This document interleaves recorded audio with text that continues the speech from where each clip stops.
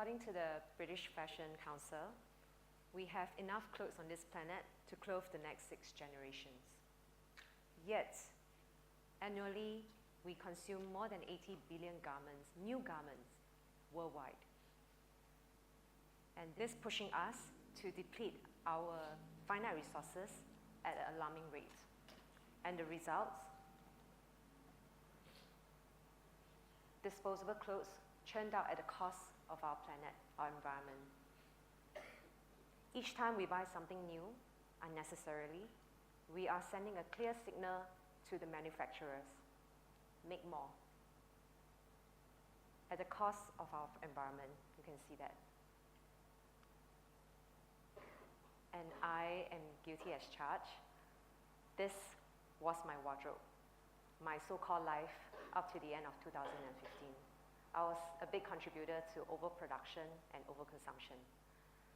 The moment I started earning an income, I will buy anything and everything because I can. I work hard and I spend harder because I deserve it.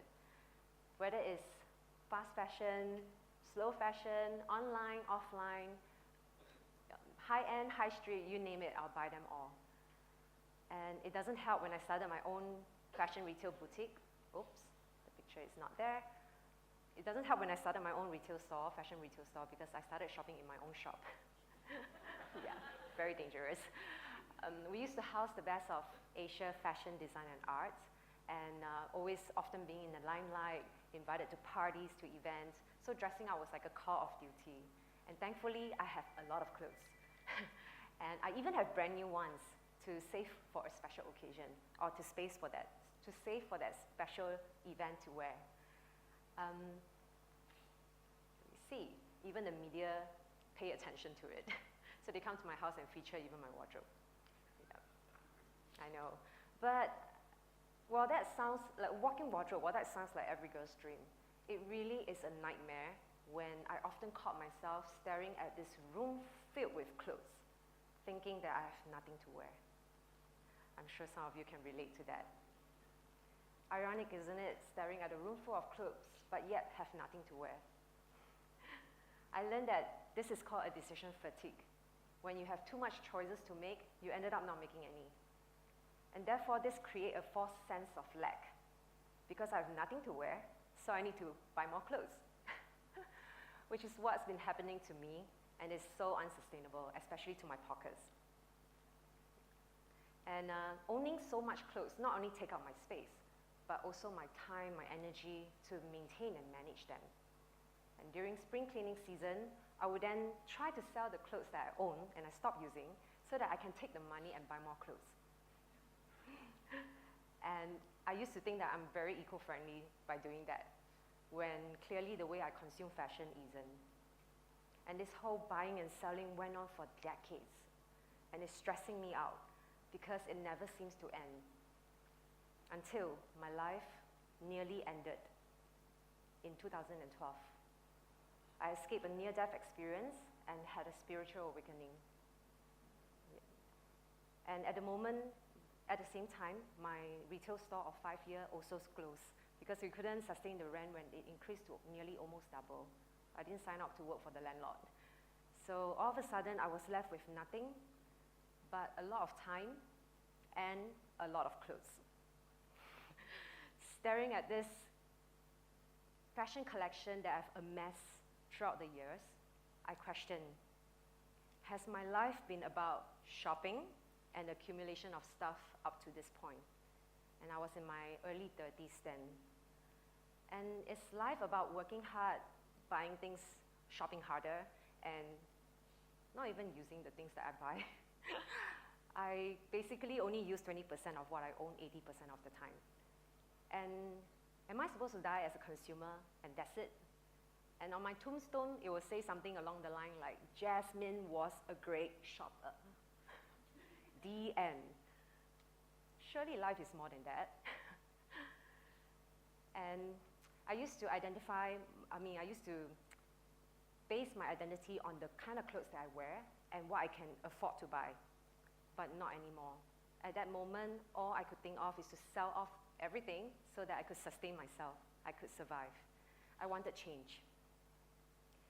So I massively, actively sell on apps, on second-hand apps, at the flea market. I also organized home garage sales, so people can come into my house and buy my stuff. I invite my friends over to take whatever they want. And I also try to put things outside my house so that my neighbor can take them for free. And finally, I donate the rest to the charity organization. And immediately I felt light. Even my room lit. And instead of using this space to store and hoard my things, I could even rent it out when I was away. So yeah. So basically, I was given a job opportunity to live and work in Malaysia. And this was my wardrobe in Malaysia. Yeah. I wanted change, and I accepted a job opportunity to work in Malaysia. So that was the quickest way to change my location. So this was my wardrobe in Malaysia. And the story didn't end there. Because the moment I arrived in Malaysia, the currency exchange rate was so exciting, it got me excited about shopping again. Because one Sing dollar is 3 ringgit. When you divide everything by 3, suddenly everything seems so cheap. And because I accepted that job offer, new job, new beginning, new wardrobe, right? So then I started shopping again. And soon, my wardrobe was filled to the brim, and I need to spring clean, I need to do a flea market, I need to pass on to my friends, and I need to donate to a charity organization. But wait a minute. All this sounds so familiar. I was sucked right back to that vicious cycle that I just got out of. I basically moved to Malaysia while my location changed, but I didn't. I was still that same old shopaholic, old habit diehard. My true turning point came when I met the Zero Waste Malaysia NGO group at the end of 2017 at their first Zero Waste Fest in Kuala Lumpur. It's quite an eye-opening experience to be surrounded by a group of so-called crazy people who inconvenience their life for the better of our planet. Very refreshing. It was also the time when I learned about the term zero waste for the first time, and B. Johnson's 5R principle to sustainable living. They are: refuse what you don't need, reduce what you do need, reuse what you already have, recycle what you cannot refuse, reduce, or reuse, and finally rot or compost the rest. I used to go straight to recycling, thinking I'm a very eco-friendly person. And I know I can do more than that and better than that. So I added one more R in front. Where's my one more R in front? That's rethink. It's actually on top of that triangle. Somehow it magically disappeared. Because I believe everything starts from the mindset. So I added one more R in front, which is rethink. Yeah. And I need to rethink my consumption habit for sure. And my zero waste mantra is think before I buy and think before I throw. And before that, so I, inspired by the community, the zero waste community, and the kampong spirit, I was inspired to start my zero waste journey in 2018. And at the same time, I also committed to zero fast fashion shopping, which was pretty challenging for a then shopaholic. But I was so ready to wear the same collection of clothes for the rest of my life until swapping came into my awareness. I went to 2 swap events in Malaysia, and I was hooked. Because all I need is to bring minimum 5 fashion items that I stopped using to exchange up to however number of items that I want, but they are new to me. So I can change new to me styles however much I want. And it's so awesome because this is such a game changer. And when I returned to Singapore, I joined another fast fashion addict, ex-fast fashion addict, on a mission to reduce fashion overconsumption and waste in Singapore by collecting, curating, and recirculating all these awesome fashion items into the community. We introduced fashion swap, sustainable shopping alternative, such as fashion swap. So you need to just bring 5 item minimum, and you can exchange up to 10 with a minimal nominal fee. And we also have the balance of this fashion swap event will then move to a place called Open Wardrobe, which is an honor system thrift store where everything is pay as you wish, minimum $10 each item. And we also have a cash box for you to put your money in. And we have a personal shopping experience called the Curator Bag, where you fill up a form, let us know what you're looking for, what is your favorite color, what's your size, and whatnot, and we will do the shopping for you. You can also give a curator bag, where it comes in the form of e-voucher, and the recipient can fill up a form, let us know what they're looking for, and we will shop for them. So recently, we also launched this new concept called Bag It. Basically, you have 3 bag sizes to choose from, and we have mountains of clothes that's piled up. You pick and choose what you want, and simply bag it. Yeah.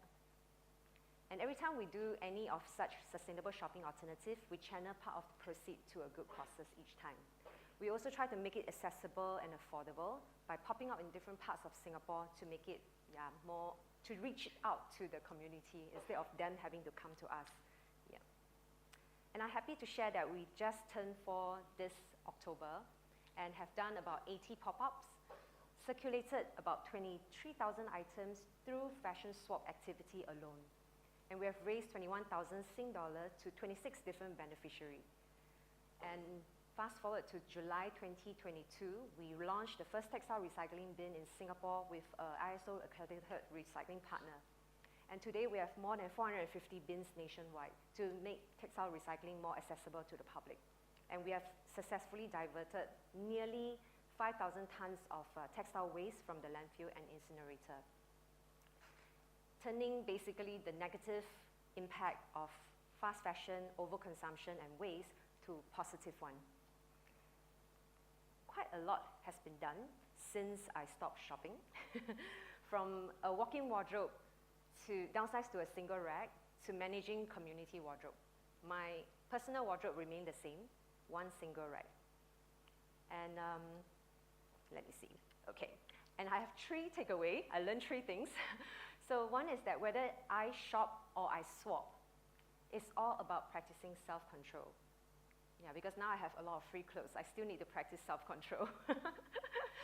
And yes, so self-control is the key. And also I learned that less is more. I finally understood the saying less is more. While I have a lot less clothes now, I actually have more creativity. Yes. Just like, you know, when you travel with a suitcase full with less clothes, you actually have more choice, more creativity to mix and match and kind of like put your clothes together to wear it differently and having fun with fashion all over again. Yes, I also learned that the more things I own, the more things own me. So having less is actually so much more freeing.